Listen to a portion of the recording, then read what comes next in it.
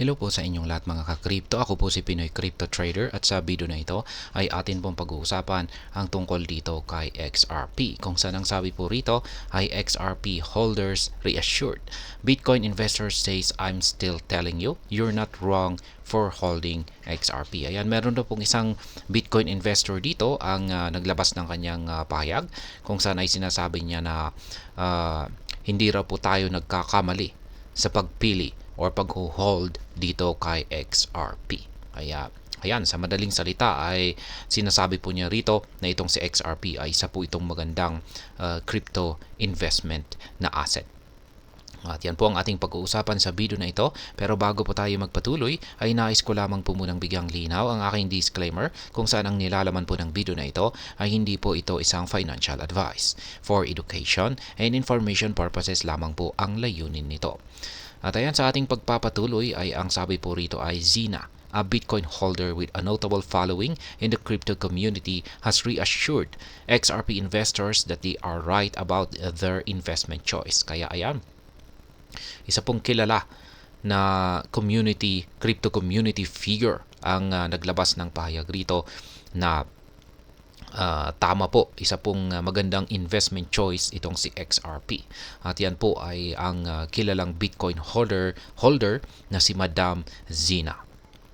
Yan, ang sabi niya rito ay hindi raw po yung mga XRP investor ay hindi raw po sila nagkakamali sa pagpili sa pag-i-invest dito. Zina emphasized that even seasoned investors face emotional challenges when their assets experience period of stagnation. But she urged XRP holders not to lose faith. Kaya ayan po ang isang pahayag ni Madam Zina na nagpapalakas po ng loob sa mga investors ni XRP. Kaya ayan, sabi niya rito ay maging yung mga seasoned investors ay nakakaharap na rin po ng emosyonal na mga pagsubok kung saan ay yung mga kanilang holdings, mga crypto holdings ay nakakaranas po ng stagnation or hindi gumagalaw. Yung malala ay bumabagsak pa ang mga presyo nito. Kaya yan, hinihikayat po niya ang mga investors na ito na wag pong sumuko or wag pong mawalan ng tiwala kay XRP. This commentary comes at a time when XRP is experiencing a protracted period of underperformance, though the trend is gradually improving. Ayan, yung medyo matagal-tagal na po yung comment na inilabas ni Madam Zina na ito tungkol kay XRP. At yan pa ay nung nakakaranas po ng underperformance itong si XRP kung saan ay nagko-consolidate lamang po siya. At ayan, sa ating madalas na pagti-technical analysis kay XRP ay madalas na rin po nating nako-content yan. At yan po talaga yung nangyari dito kay XRP simula pa noong last year pa yan. Kaya marami po talagang mga investor ang napasuko nito, sumuko, kaya sa pag-hold kay XRP dulot po ng kanyang underperformance na ito. The sluggish performance has been a source of frustration for holders and a focal point for critics questioning XRP's prospect. Kaya yan na nga, yung underperformance or stagnant na performance ni XRP ay gaya po ng aking sinabi kanina, ay ito po yung nagdulot sa ibang mga holders ni XRP para sila ay sumuko at i-liquidate yung kanilang holdings dito. At maliban po rito ay ito na rin yung dahilan kung bakit nagsilabasan ang napakaraming kritiko na naninira kay XRP. Not wrong for holding XRP. Bitcoin investors hold XRP. Kaya ayan na naman. Wala raw pong mali wala raw pong mali sa pag-hold ng XRP ayon po sa isang Bitcoin investors na ito. At yan po ay si Madam Zina po ulit. At ito po yung kanyang aktual na sinabi rito. Most of these critics come from people who don't even hold one Bitcoin but Satoshis, waiting for it to go to $10 million. Kaya yan, yung mga critics daw po, karamihan daw po sa mga kritiko ay galing sa mga tao na wala man lang hawak na isang Bitcoin kundi mga Satoshis lamang. Kung pag sinabi nating Satoshis ay yan po yung nasa mga 0.000 something na amount ng Bitcoin. At sila raw po yung mga taong mahilig mag-critic, maglabas ng mga paninira.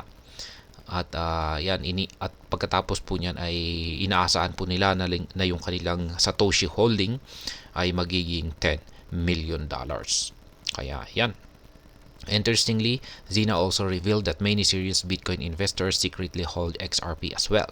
She asserted that Bitcoin maxis investing in XRP may not openly admit it, but they recognize XRP's value and potential. Ayan, dagdag pa ni Madam Zina rito, ay lahat daw po ng mga seryosong investor ni Bitcoin ay sikreto daw po na meron po silang XRP holdings. Hindi lamang po nila ito ipinagbibigay alam sa lahat. Yan, tanging kay Bitcoin lamang po talaga, pero may secret po sila. Yan, yung mga Bitcoin maximalist ay nag-i-invest po talaga kay XRP. Yun nga lang at hindi po nila ito parang ina-admit or parang hindi po nila ito pinagsasabi sa publiko. Kaya yan, dahil dyan ay rini-recognize po nila o kinikilala po nila ang halaga ni XRP kung saan ay meron po itong potensyal na makapagbigay ng malaking kita sa hinaharap. Zina further shared that she has been a Bitcoin holder since its value range between $200 and $300 and that she also invests in XRP and Ethereum. Kaya yan. Pero ito pong si Madam Zina ay ayon po sa kanya ay nag-umpisa po siyang mag-invest dito kay Bitcoin nung halaga pa nito ay nasa $200 to $300. Kaya yan, ang baba. Kaya isa po siya sa mga early investors ng Bitcoin.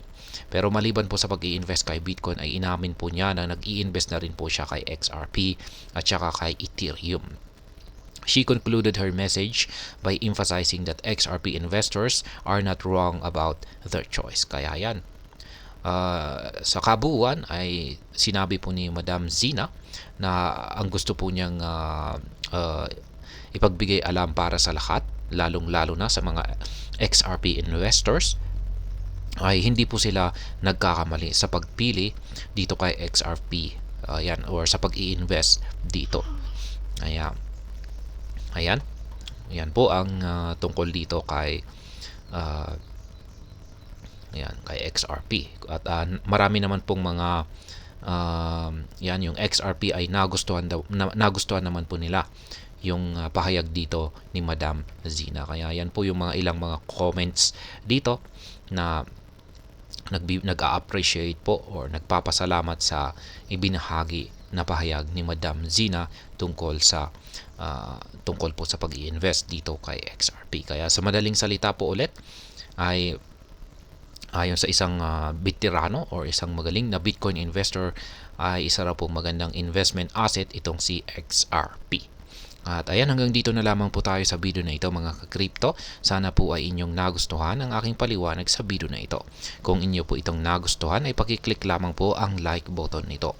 Para naman po sa mga bago lamang dito, kayo po ay aking inaanyayahan para mag-subscribe. Pakiclick na rin po ang bell icon nito dahil ito po ang siyang magsisilbing notification nito sa mga bago kong videos na akin pong ina-upload sa aking YouTube channel na ito. Marami pong salamat sa panonood. Ingat po tayo lagi at God bless po sa ating lahat.